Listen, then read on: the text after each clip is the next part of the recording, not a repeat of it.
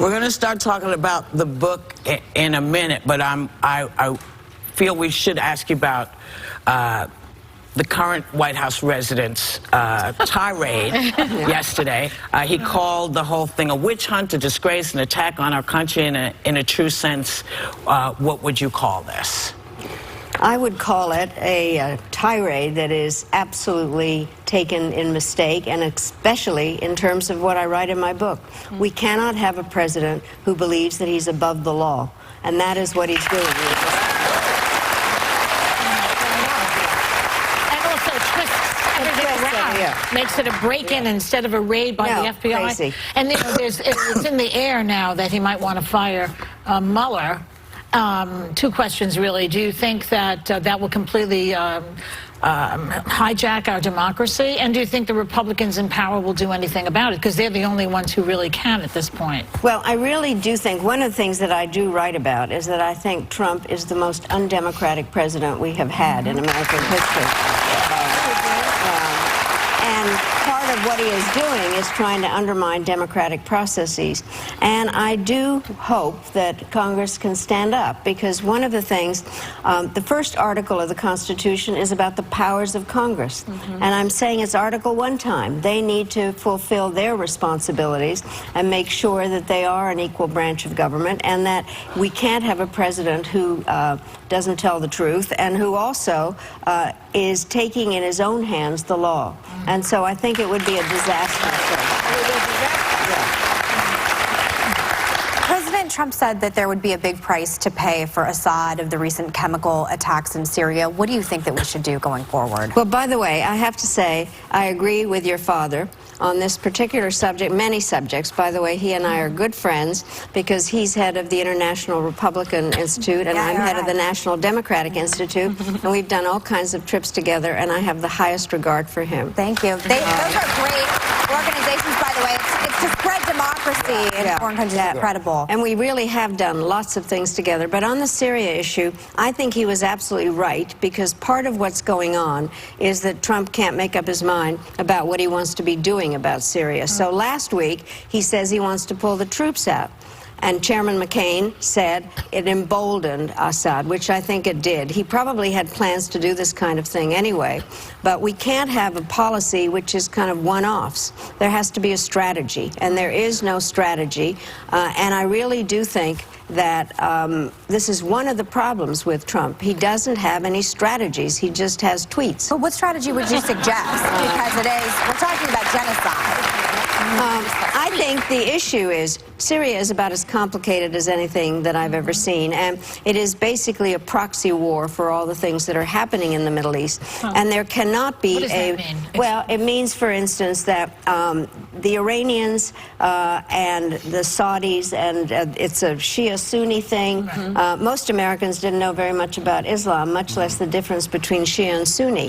So you've got that, plus the difference between the Arabs and the Persians, and so they are fighting it out there. Then there's the problem with the Turks, who don't like the Kurds, and they are going into that area where the Kurds actually were helping the United States to get rid of ISIS. Those are just the major issues. And then you've got a president of Syria that really is an animal. I think that he is killing his own people.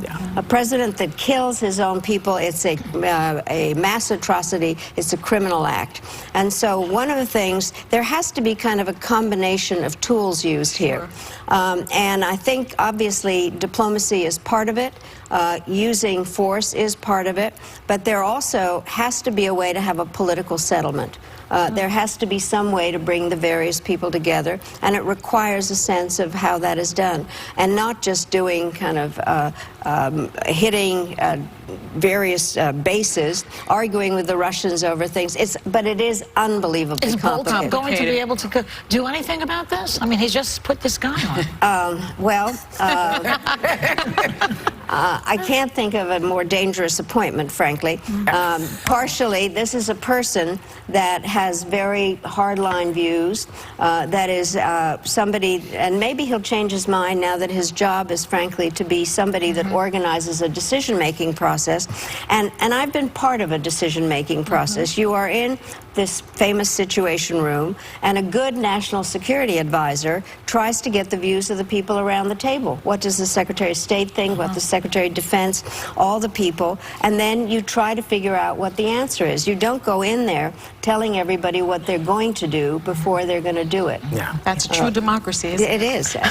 Madam Secretary, President Trump is supposed to be meeting with Kim Jong-un in North Korea next month, something no president has done before, especially without any preconditions. In fact, you're the only official who's had direct talks with them back in 2000 when you were Secretary of State.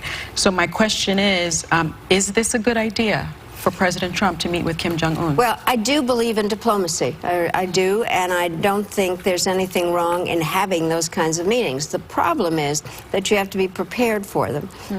And when I went, and this was in 2000, it was after many years of having a variety of talks and getting the South Koreans and the Japanese involved.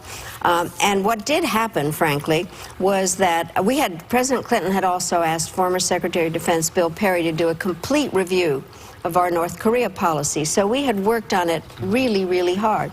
So then what happens is the #2 guy, Vice Marshal Cho, comes, and he's in the Oval Office, and he hands President Clinton an invitation to come to North Korea. And President Clinton did the right thing. He said, you know, maybe at some point I will do it, but we have to prepare it, and so I'm sending the Secretary of State. Sure.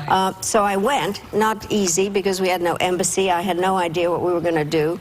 And I am still the highest level sitting official to have met a North Korean leader. Wow. And we did have some very serious talks, mostly at that time about missile limits. And then the election of 2000 happened.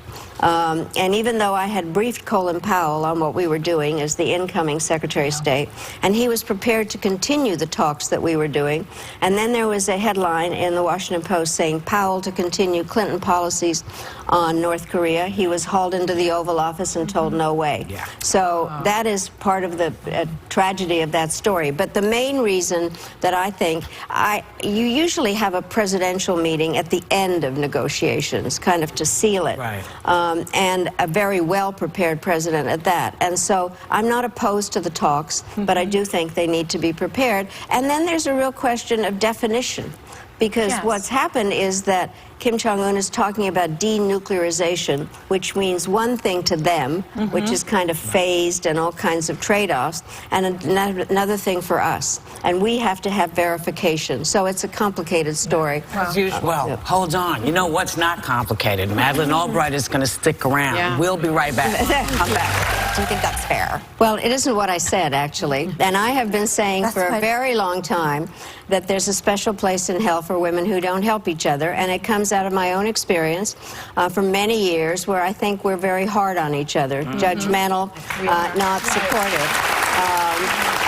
And so what actually happened was that it was a campaign event, and it's one of the most popular lines that actually ended up on a Starbucks cup. And as I started saying it, people started applauding, and they didn't hear what I was actually saying, was looking at Hillary and saying, therefore, you are going to the other place because of everything you're doing for women. And for some reason, it was taken out of context. Do you judge women who voted for Trump instead of Hillary Clinton? No, I don't, actually. I believe that one of the great privileges of a democracy is voting for whom you want. And so I respect people's votes. I do think that people need to know whom they're voting for, but I really do respect people, and that is what democracy is about, and that's what your father and I fight on.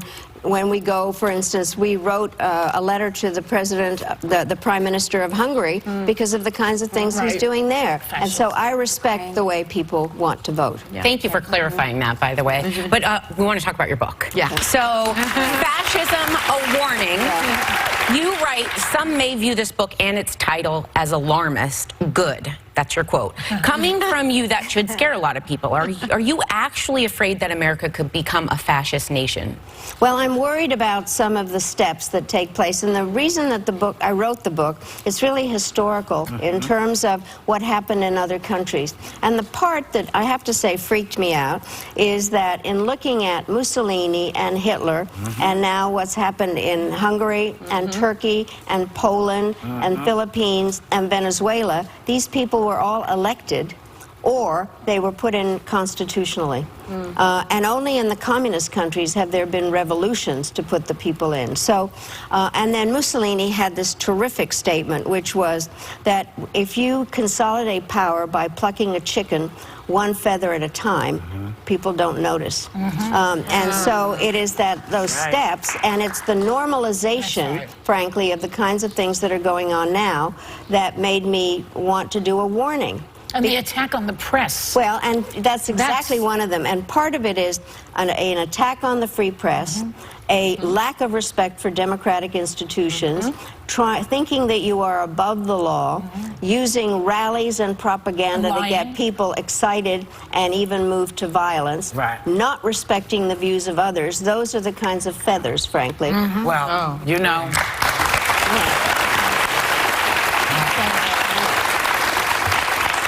I don't suppose you'd consider running, huh? What? Thanks to Madeleine Albright. Her book, Fascism, A Warning, is available now. And you know what, y'all?